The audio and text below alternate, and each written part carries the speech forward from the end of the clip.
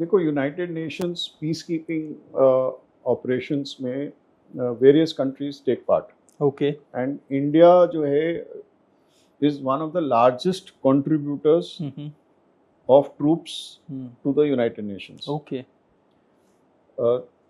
जब United Nations का जो पीस कीपिंग मिशन जब एस्टैब्लिश होता है तो ट्रूप कंट्रीब्यूटिंग कंट्रीज, हम ऐसे बोलते हैं, जो ट्रूप्स कंट्रीब्यूट करते हैं वो अपने यूनिट्स भेजती हैं।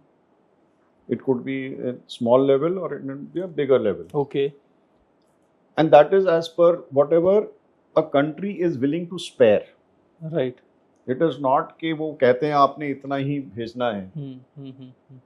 तो इट हर एक की कैपेसिटी जो है उसके बेसिस पे यूनिट्स जो है कंट्रीब्यूट करती हैं, ओके कंट्रीज कंट्रीब्यूट करती हैं अपने ट्रूप्स को।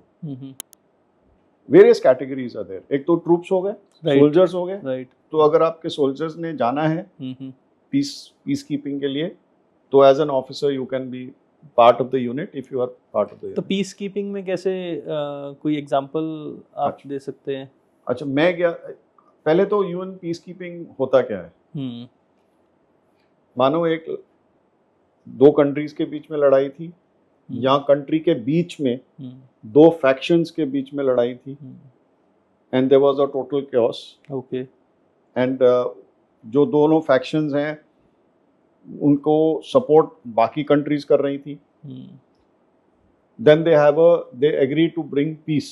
ओके नेगोशिएशंस होती हैं, सीज फायर होता है, पीस आती है। जब पीस लाना चाहते हैं, जब सीज फायर होता है, so they invite the United Nations peacekeeping troops कि आप अपनी फोर्स लगा दो, हम एग्री करते हैं कि आपकी फोर्स आएगी और हम दोनों को सेपरेट रखेगी।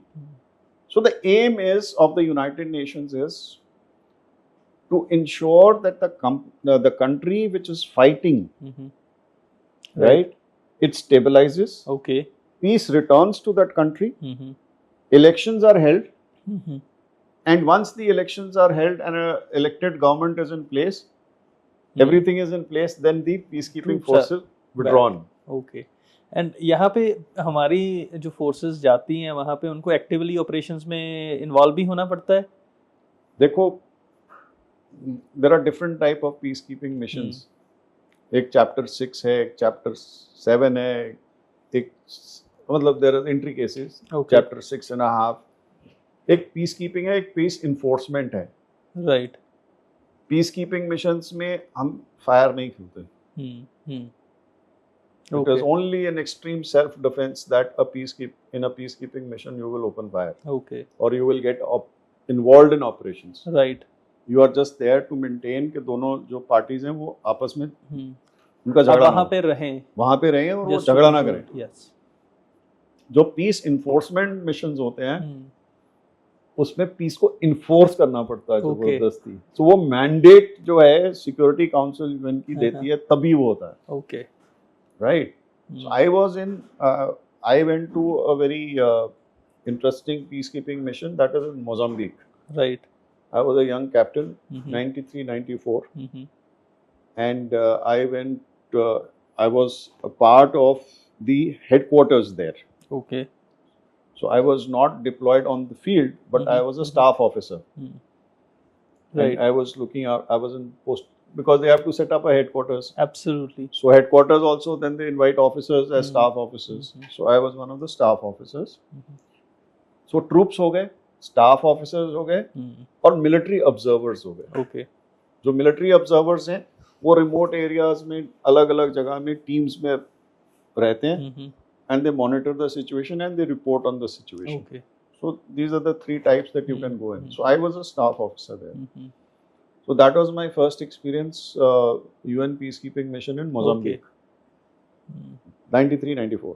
Okay Then I was fortunate, I was selected by the UN and I was seconded to UN headquarters in New York. And what does that mean seconded? Seconded और डेपुटेशन में बड़ा simple सा छोटा सा फर्क है। Deputation में तनख्वाह आपको आपकी सरकार देती है और आपको डेपुटेशन अलाउंस देती है। ओके जब आप सेकेंडेड हो जाते हो यहाँ में खाता बंद हो जाता है. अच्छा. So Indian Army stops paying you, hmm. and you start drawing the salary of that organization. मतलब here it is UN. Here it is UN. So I was then for 3 years a UN employee. Oh. You understand? Right, So there's a slight right, difference. right, Here in deputation you are still an Indian Army officer, Hmm. but when you go to the UN headquarters and you are seconded, Mhm. you are an employee of that organization. So where were you posted at that particular time? I was in New York.